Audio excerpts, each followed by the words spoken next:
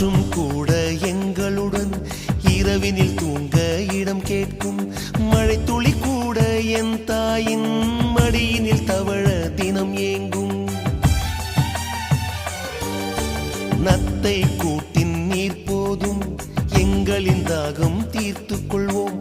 கத்தும் கடலும் கை கட்ட கவிதைகள் போலே வாழ்ந்து வந்தோம்.